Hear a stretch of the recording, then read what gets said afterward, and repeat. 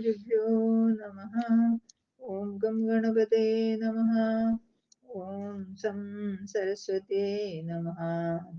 ഓങ്കാരപ്പൊരുളാം ജഗജ്ജനനീ നിൻ പാദം സ്മരിച്ചന്വഹം ശങ്കാഹീനമുരച്ചിടാം സവിനയം സത്യം പരം ധീമഹി. മനോജവം മാരുതതുല്യവേഗം ജിതേന്ദ്രിയം ബുദ്ധിമതാം വരിഷ്ഠം മാതാത്മജം വാനരയോധമുച്യം ശ്രീരാമദൂതം മനസാ സ്മരാമി. കൂജന്തം രാമ രാമേതി മധുരം മധുരാക്ഷരം ആരുഹ്യ കവിതാശാഖാം വന്ദേ വാൽമീകി കോകിലം. രാമായ രാമഭദ്രായ രാമചന്ദ്രായ വേധസേ രഘുനാഥായ നാഥായ സീതായ പദയേ നമഃ. ജാനകീകാന്തസ്മരണം ജയ ജയ രാമ രാമ. വാൽമീകി രാമായണം യുദ്ധകാണ്ഡം പഞ്ചചത്വാരിംശ സർഗഃ. നാഗപാശബന്ധ. സതസ്യ ഗതി മന്വിച്ഛൻ രാജപുത്രപ്രതാപവാൻ ദിദേശാദിബലോ രാമോ ദശവാനരയൂഥവാൻ. ദൗ സുഷേണസ്യ ദയാദോ നീലം ച പ്ലവഗർഷഭം അംഗദം വാലിപുത്രം ച ശരഭം ച തരസ്വിനം വിനദം ജാംബവന്തം ച സാനുപ്രസ്ഥം മഹാബലം ഋഷഭം ചർച്ചപസ്കന്ധമാദിദേശപരം തപഃ. തേ സംപ്രഹൃഷ്ടാ ഹരയോ ഭീമാനുദ്യമ്യ ബാധവാൻ ആകാശം വിവിശുഃ സർവേ മാർഗമാണോ ദിശോ ദശ.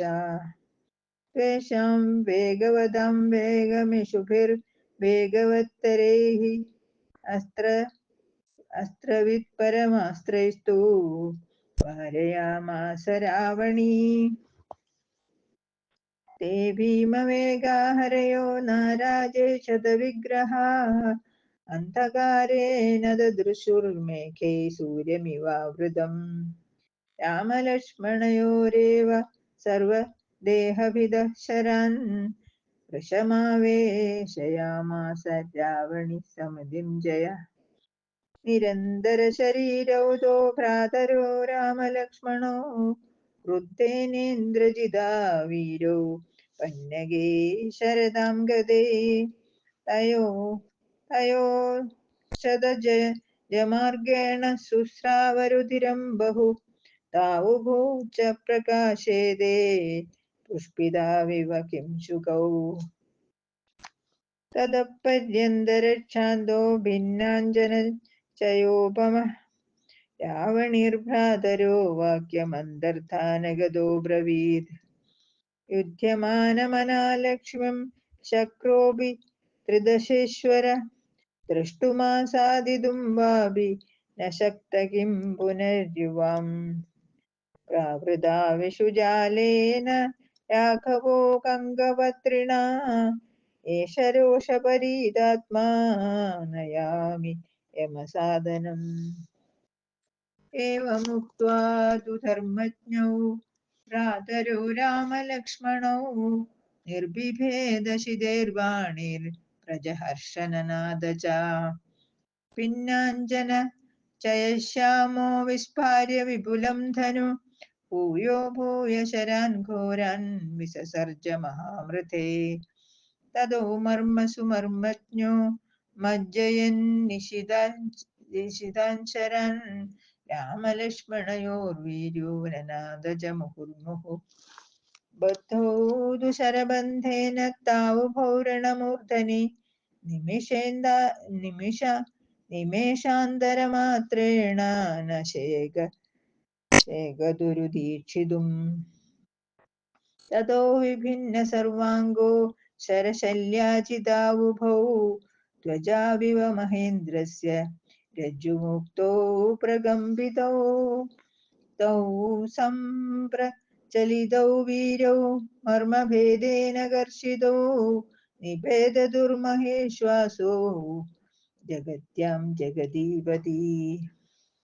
तौ वीरशयने वीरौ शयानौ रुधिरोक्षितौ शरवेष्टितसर्वाङ्गा वार्तो परमपीडितौ। न ह्यविद्धं तयोर्गात्रे बभूवाङ्गुलमन्तरम् नानिर्भिन्नं न चास्तब्धमागाराग्रादजिह्मगे। तौ दुःक्रूरेण निहतौ रक्षसा कामरूपिणा असृक्शुश्रुवधुस्तीवं जलं प्रस्रवणाविव। पपातप्रथमं रामो विद्धो मर्मसुमार्गणैः क्रोधादिन्द्रजिदायेन पुरा शक्रो विनिर्जितः। रुक्मपुङ्खैः प्रसन्नाग्रैरथो गदिभिराशुगैः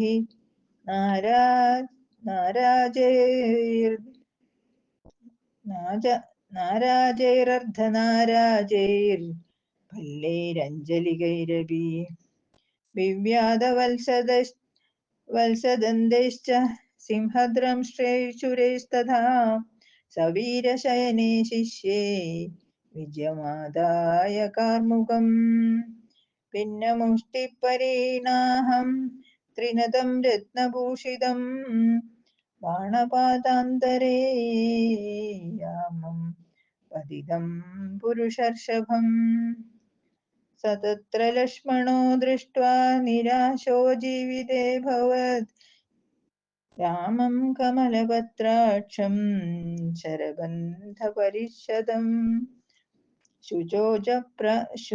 शुशोजभ्रातरं दृष्ट्वा पतितं धरणीतले हयश्चाभितं दृष्ट्वा सन्तापं परमं गताः शोकार्ताश्चुक्रुशुर्घोरमश्रुपूरितलोचनाः बद्धौ तु वीरौ पतितौ शयानौ तौ वानरा सम्परिवार्यतस्तु समागता वायुसुतप्रमुख्या विषादमार्ता परमं जग्मु।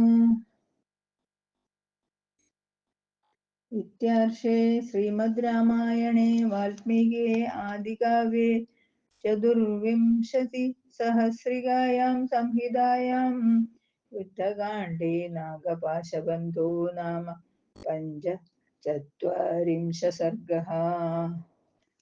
हरे राम राम राम हरे हरे, हरे कृष्ण कृष्ण कृष्ण हरे हरे।